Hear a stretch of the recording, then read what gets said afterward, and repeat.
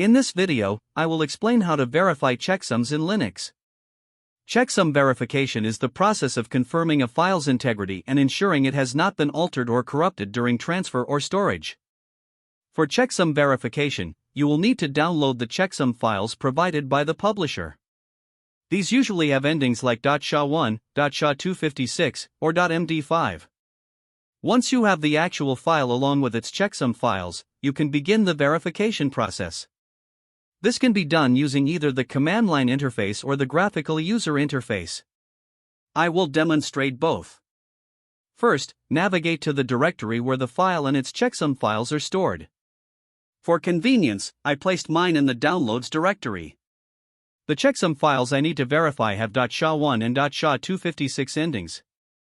To verify them, I start by running sha1sum followed by the file name, and then wait for the output.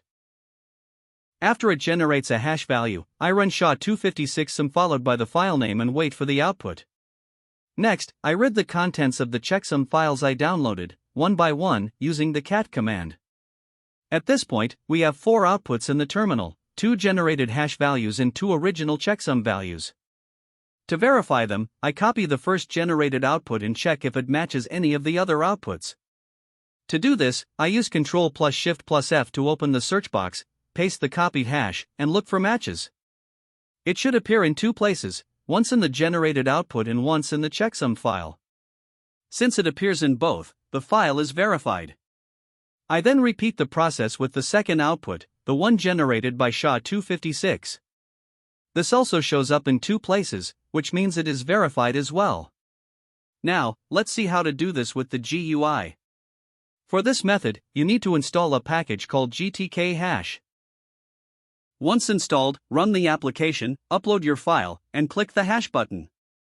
This will generate multiple hash values. To verify, simply copy the generated hash and compare it with the value in the checksum file. You can open the checksum file with any text editor, paste the copied hash in the search box, and see if it matches. If it matches, the corresponding value in the checksum file will be highlighted, confirming the verification.